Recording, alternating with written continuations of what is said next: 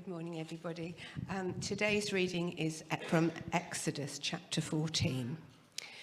Then the Lord said to Moses, "Tell the Israelites to turn back and camp near Pi-hahiroth, between Migdol and the sea. They're to camp by the sea directly opposite Baal-zephon.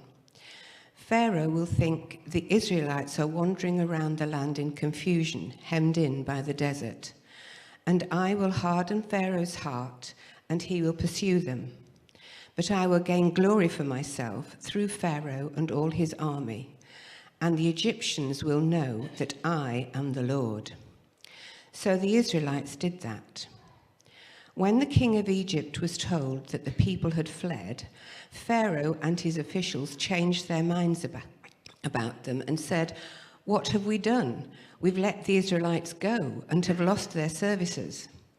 So he had his chariot made ready and took his army with him. He took 600 of the best chariots, along with all the other chariots of Egypt, with officers over all of them. The Lord hardened the heart of Pharaoh, king of Egypt, so that he pursued the Israelites who were marching out boldly. The Egyptians, all Pharaoh's horses and chariots, horsemen and troops, pursued the Israelites and overtook them as they camped by the sea near Pi-hahiroth, opposite Baal-zephon. As Pharaoh approached, the Israelites looked up, and there were the Egyptians marching after them. They were terrified and cried out to the Lord. They said to Moses, "Was it because there were no graves in Egypt that you brought us to the desert to die? What have you done to us by bringing us out of Egypt? Didn't we say to you in Egypt, 'Leave us alone, let us serve the Egyptians'? It would have been better for us to serve the Egyptians than to die in the desert." Moses answered the people, "Do not be afraid. Stand firm, and you will see the deliverance the Lord will bring to you today. The Egyptians you see today, you will never see again. The Lord will fight for you. You need only to be still." Then the Lord said to Moses, "Why are you crying out to me? Tell the Israelites to move on. Raise your staff and stretch out your hands over the sea to divide the water, so that the Israelites can go through the sea on dry ground. I will harden the hearts of the Egyptians so that they will go in after them, and I will gain glory through Pharaoh and all his army, through his chariots and his horsemen. The Egyptians will know that I am the Lord when I gain glory through Pharaoh, his chariots and his horsemen." Then the angel of the Lord, who had been traveling in front of Israel's army, withdrew and went behind them. The pillar of cloud also moved from in front and stood behind them, coming between the armies of Egypt and Israel. Throughout the night, the cloud brought darkness to one side and light to the other, so neither went near the other all night long. Then Moses stretched out his hand over the sea, and all that night the Lord drove the sea back with a strong east wind and turned it into dry land. The waters were divided, and the Israelites went through the sea on dry ground with a wall of water on their right and on their left. The Egyptians pursued them, and all Pharaoh's horses and chariots and horsemen followed them into the sea. During the last watch of the night, the Lord looked down from the pillar of fire and cloud at the Egyptian army and threw it into confusion. He made the wheels of their chariots come off, so they had difficulty driving. And the Egyptians said, "Let's get away from the Israelites. The Lord is fighting for them against Egypt." Then the Lord said to Moses, "Stretch out your hand over the sea, so that the waters may flow back over the Egyptians and their chariots and horsemen." Moses stretched out his hand over the sea, and at daybreak the sea went back to its place. The Egyptians were fleeing towards it, and the Lord swept them into the sea. The water flowed back and covered the chariots and the horsemen, the entire army of Pharaoh that had followed the Israelites into the sea. Not one of them survived. But the Israelites went through the sea on dry ground with a wall of water on their right and on their left. That day, the Lord saved Israel from the hands of the Egyptians, and Israel saw the Egyptians lying dead on the shore. And when the Israelites saw the great power the Lord had displayed against the Egyptians, the people feared the Lord and put their trust in him and in Moses, his servant.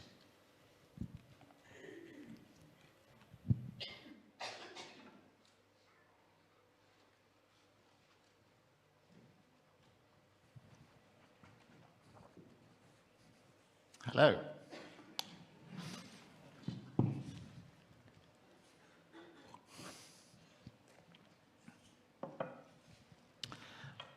As I'm looking down at Jason, I thought I might take this opportunity to say, if you're able to join Jason and the guys on their trip to Romania, go.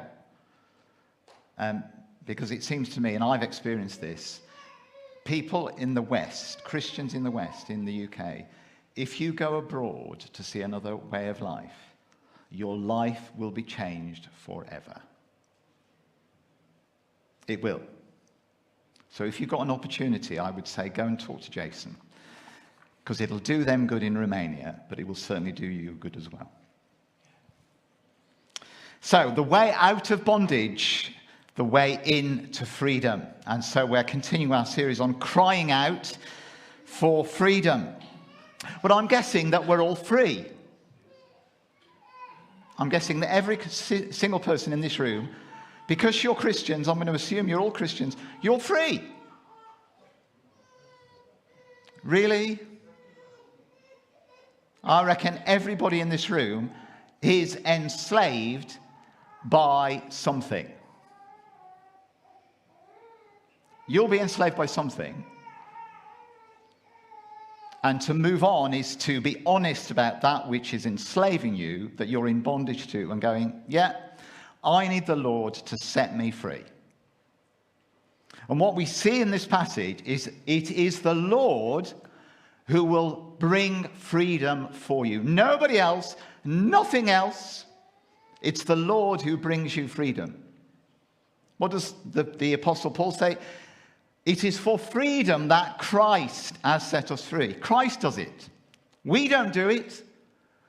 Christ does it. And all we have to do is trust in him, take him at his word, move forward with him, and we will experience freedom. Did you notice in the passage, I hadn't noticed this before until I heard it read by, what's her name? Andrea. Sorry, Andrea. You notice what God said to Moses? Stop crying out. In other words, stop praying now and move. You know, there's sometimes a time where we have to stop praying, stop crying out, and doing what God is telling us to do. Enough of praying, now move. Now, that might be you today. I have no idea, because I wasn't planning to say that. Okay? But what I want to say is that the one way out of bondage into freedom is God himself. Now, there's a new program on TV right now called The Summit. It follows a group of contestants who trek through the New Zealand Alps to reach the top of a high mountain. And they go through deep snow, ice, they abseil various places, they climb up various places and so on. And it's all very, very tricky. But if one or two or three of them get to the top, they take away a cash prize of £200,000. Imagine the joy, the exhilaration, the excitement of getting to the top and receiving all that money. Getting to the top. But as is so often the case, the Bible tells a different, very different story of success. A countercultural story. Some might say an offensive story. Jesus is offensive. We have to get used to it. You know? He says things to us that we don't like, but in the end, it brings freedom. But anyway, that's the point. But the best place for any of us isn't to be at the top. It's to be at the bottom. The best place out of bondage into freedom is to admit we are at the very bottom of our resources and we don't know where else to go. So where do we go?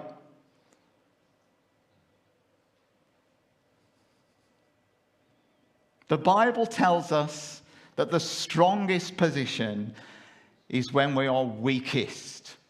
The highest position is when we are lowest. The most vulnerable place is potentially the best place for any of us to be in, including the Church of Caution. If Caution Baptist Church is in trouble right now, and I don't know, but if you're feeling vulnerable right now, you're in a very good place. Because it admits to us that the only way we can get out of bondage into freedom is that we call out to God. He is the one who sets us free. Nobody else does. So imagine yourself surrounded by all your friends and family. You've been allowed to leave the land of slavery. Pharaoh has let you go. All's going well. There's a sense of anticipation growing until you come face to face with a huge ocean in front of you. Oh my word, what are we going to do now? And you feel stuck and you start getting worried. And then things get even worse as a cry comes out. They're coming for us. The Egyptians are after us. Help! Panic ensues throughout the nation. Children are crying. The women are screaming.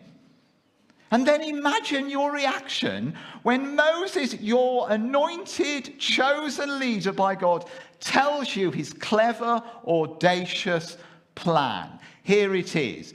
Don't do anything.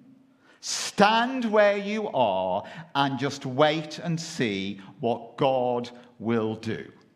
Imagine your reaction. Are you kidding me?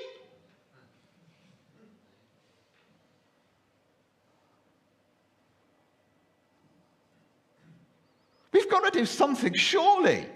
We can't just stand here and do nothing. The Egyptians will be onto us really quickly. This is just terrible. They're going to kill us. And Moses insists, no. Wait and watch. And then just as the enemy is coming on top of us, the ocean parts, and everybody walks through, you look back as the Egyptians are going through the same path you've walked through, the ocean comes back on and they're destroyed. And you say to yourself, what happened? And the answer comes back. God happened. God happened. God turned up. God did it. God rescued us. God parted the sea. God saved us. We did nothing except follow what God had said through his servant Moses. We can't set ourselves free. We can at least admit we're in bondage to something or other. God sets us free. Freedom is in his hands. And like the Israelites then, so us now, we do nothing except, and we'll come to the except in a minute.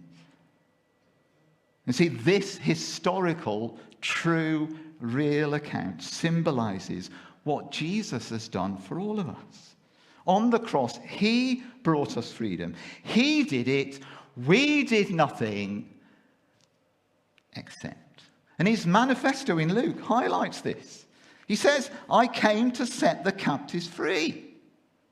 He made our exodus possible. He did it. A few days ago, I was watching J. John interview Fiona Castle, the wife of the famous entertainer Roy. She told J. John of the day her spiritual eyes were opened to her need of God and her need for her Saviour, Jesus. They'd had their first son, Ben, and everything seemed fine, except that she was in a very dark place. And she didn't know why. She thought she was a good person. She thought she was kind. She thought that everything was okay. She thought her occasional church attendance was enough. And yet she felt in a very horrible, deep spiritual darkness. She was desperate. So desperate that she rushed upstairs, fell on her knees, and cried out to God by her bedside, "If you're there, God, please, please show me." And within a few minutes, the phone rang, and a lovely Christian lady was on the phone. "Hi, Fiona. I've just had a nudge that I should phone you. Is everything okay?" And after that phone call, after that conversation with that Christian lady, Fiona's life changed. She had been set free out of her spiritual darkness, and God had done it all. I wonder if it's not a coincidence today, but a God incidence, that we're looking at this part of the Bible story at the beginning of Lent, which is traditionally a period of reflection, simplicity, and honesty. So why don't we spend a little time during this period thinking about this fundamental Christian truth? We do not save ourselves. We cannot help ourselves. We always need God's help from our very first breath to our very last. Why not spend some time being brutally honest and asking ourselves, am I still trying to save myself? Am I still trying to be good enough for God? Am I still thinking that my prayer life and my church attendance and my reading of the Bible is giving me brownie points to make me more acceptable to the Lord? Is my giving to charity somehow or other giving me entry into the kingdom and love of God because I give so much? I give more than they do, and somehow, therefore, I can enter. Because it's nothing to do with us. Our salvation has got nothing to do with us. It's his free gift. His free gift. Now, we might joke about, dare I use the word, Trump. But, once again, he's changed his mind. He's decided that actually he can do things to make sure he gets into heaven. He now thinks he's done enough good works to make him get into heaven. And we might laugh at him, but let's be aware, we sometimes have that mindset. That it's all to do with us, and it's not. The words of a great old hymn are still true today as they were when they were first written. Nothing in my hand I bring, only to the cross I cling. We can do nothing to gain our freedom. Whatever problem you're facing, whatever difficulty you're facing, I'm facing, this church is facing, we can do nothing to gain success, to gain freedom. We can do nothing. And if we're trying to do it, we have to stop. It's all God's work. I'll come to the excepts in a minute. Ephesians 2:8-9. It is by... Anybody? It is by grace. And that isn't a girl's name, by the way, not in this passage. It is by grace you have been saved through faith. And this is not from yourselves. This is not from ourselves. I'm so pleased it's not from me.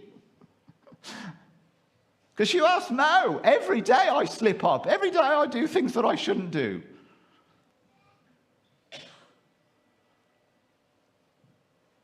Not by works.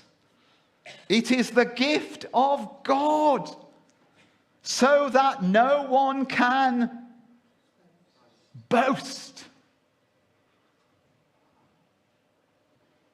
There should be none of this in churches. Look what I'm doing. Look what I look like. Look how clever I am. None of that.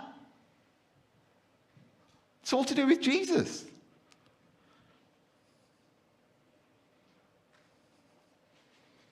Good friend of ours, Andy, he's a good fixer, Andy is. Hi, Andy, if you're listening or watching. But once Andy gets into a job, he has to finish the job. And nothing will distract him. We've invited Andy around on quite a few occasions. And we have known every time, you ask Mo, every time we've asked him to do a job, especially computer stuff, right? He will stay for ages. For ages. And he will not move until he has fixed the problem. He's got to solve it. And we're thinking, how long is he going to be? It's nearly tea time.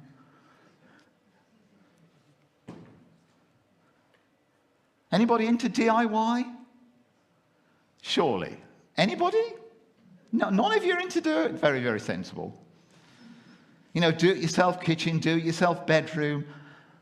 But there's no DIY freedom. We can't do it ourselves freedom. We can't fix ourselves. And by the way, if you are a fix-it kind of person, beware. Because you might be spending most of your life trying to fix everything in your life, and you can't. You see, we can't make our own promised land. We can't make our utopia. What is your utopia? What is your ideal life? Just think about it. What would you really like? What would you really like to create to be the essence, the joy of life? See, humanity has tried and failed every time to create a utopia. Look through history. Yeah. Communism, capitalism, materialism, postmodernism, all kinds of isms. But there's no such thing as a man-made promised land. It's a pipe dream. It will never, ever come to pass. We can't, to use the Red Sea crossing, we can't get through the Red Sea on our own.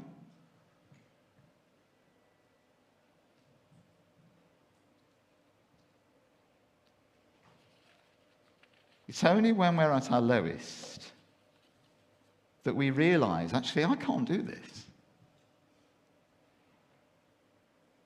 I ask again, what is your Egypt? What is your slavery? What is your bondage? Be honest. I plead with you, be honest. Admit it to the Lord. Cry out to him, I can't do this anymore. Help me.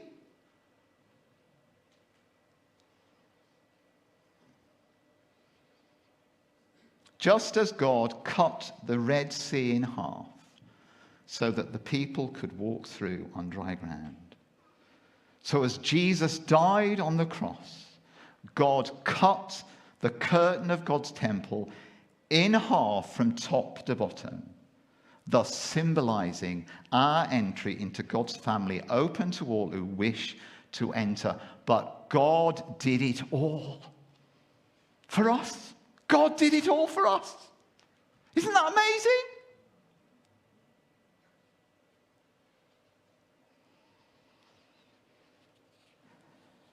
If we are Christians today, it's because God stepped in. God moved our hearts. All we did was we responded. He loved us first. He showed us his love first. He took the initiative. Ask Jason, he knows. He was at his lowest. He didn't know where to turn. And he found freedom because God stepped in. God does it all, except. You're all dying to know what the except is, aren't you? Of course you're not. One word. One word. Anybody guess what it might be? Trust. Trust. How did God's people get out of Egypt? How did they get through the Red Sea? Because they trusted in the end. They trusted two things. They trusted that God would protect them.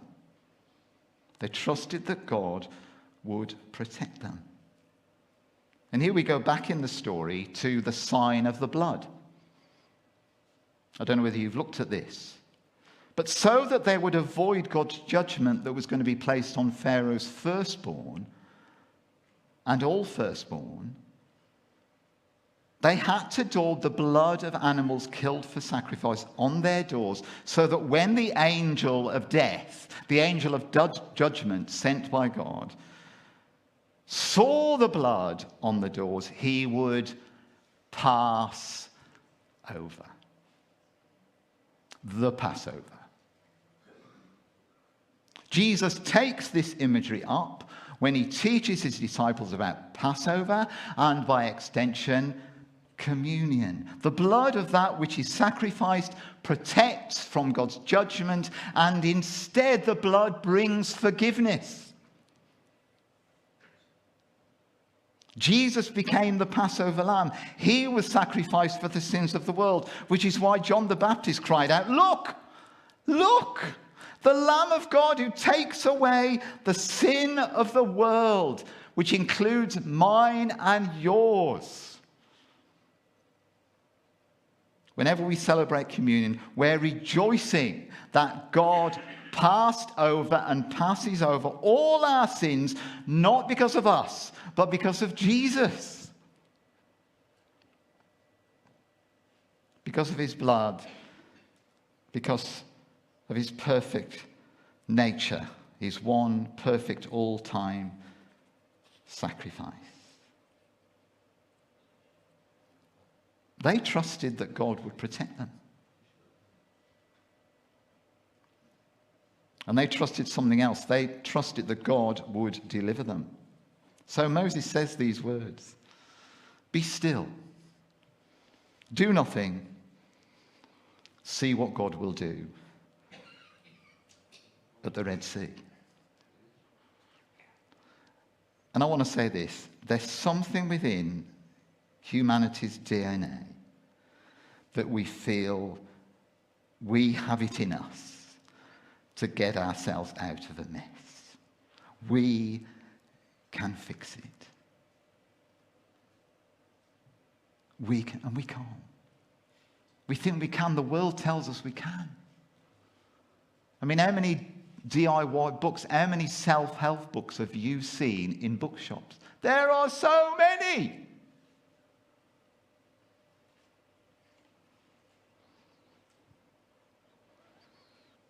God would deliver them. They had to trust that God would do it. Now, ask Mo. I haven't checked on this with Mo, but I'm sure she'll be fine about this. No, you will, dear, you will. She will tell you that I'm pretty good at doing nothing. Yeah. I love doing nothing. Sitting there, doing nothing. Yeah. Mo may have a long list of tasks to do at home, and she usually does. And she'll be going from one room to the next and going shopping and then coming back and then doing blah, blah, blah. And what will I be doing? I mean, really bad husband, isn't it? Really bad husband. I'll be doing nothing.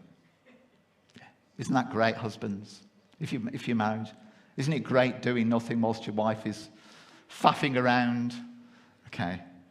By the way, it's not the whole story. Okay. But I do love doing nothing.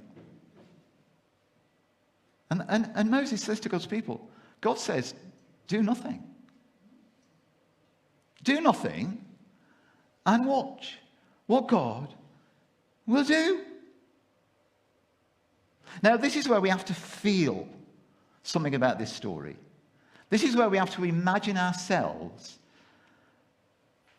walking through the Red Sea. Can you do that? Just imagine, you're in panic mode, and then all of a sudden, God does something.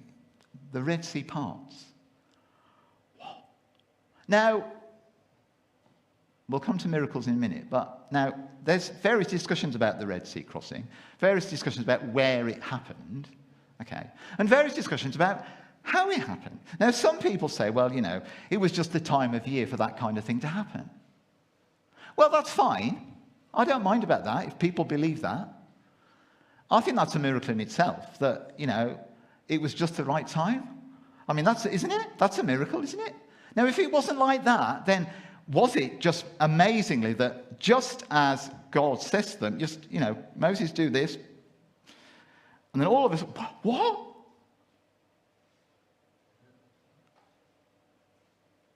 And I say this because Moses says to the people, see, look, watch what God will do.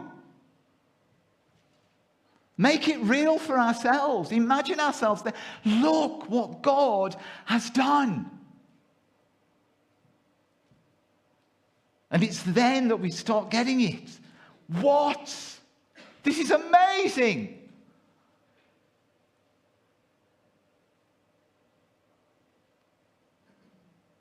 They see. They're in awe of what they see. And their lives are changed.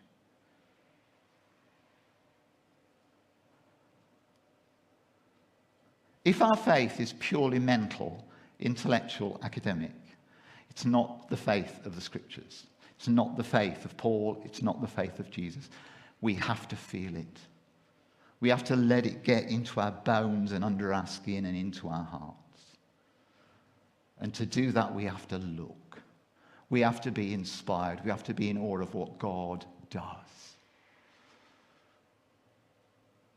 Because God does great things.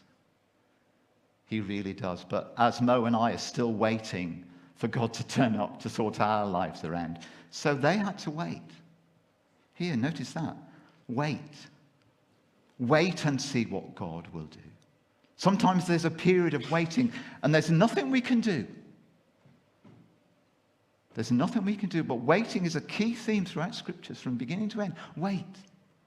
Wait until the appointed time, and then God will step in. But don't do anything in your own strength until that happens. Do not do anything, but wait. Be still and wait. Be still and pray. Wait to see what God will do. And that's faith, isn't it? It's having confidence in what we hope for and the assurance about what we do not see yet. God does everything to set us free, except we trust. We trust that he will protect. We trust that he will deliver. And so I end with the fact that they trusted in the God of miracles. The God of miracles. Do you know that there is more evidence for these miraculous events today than there was 10 years ago? And in 10 years' time, there will be more evidence of the truth about these miraculous events than there was 20 years ago, and then 30 years ago, and then 40 years ago. Year on year, there is more archaeological evidence that these miraculous events took place. So today, do we still actually believe in this miracle-making God? Really, do we? Who sometimes steps into our human experience, who occasionally disrupts the natural order of things, who does remarkable things. Or over time have we come almost without realizing it to downgrade his power, to make him ordinary enough for us to cope with? Have we been seduced by a much more rational, sensible faith that has no room for or is suspicious of the supernatural? You see, there's a problem with that. Because if we've downgraded God into a God that we can manage, and this is the truth, he ain't much of a God. He's not going to do anything for us. If that's what we think about God, he's not going to set us free.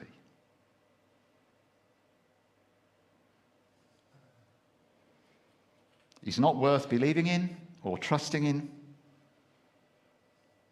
A non-miracle making God is not worth following. But this is the God the Israelites believed in. They trusted in. They took God at his word. They were a bit a bit shaky at the beginning. What? And that's okay for us. Some people become Christians and they're still like, not sure about this. But they go, no, if God says it, that's fine. I'm moving forward. But you see, miracles are a sign of ultimate reality. I don't know whether you realize that. Miracles are a sign of ultimate reality. A breaking in from heaven of ultimate reality on earth. In our fallen earth, we only ever see glimpses of what will be. I mean, isn't that an amazing thing to think about? Red Sea crossings, resurrections, and all that kind of stuff. It's going to be the norm. In that sense. In the new heaven and the new earth, the miraculous is going to be normal. Yeah. And I'm not just saying this, great theologians before me. Hang on, that sounds like I'm a great theologian. I don't mean that at all. Not at all.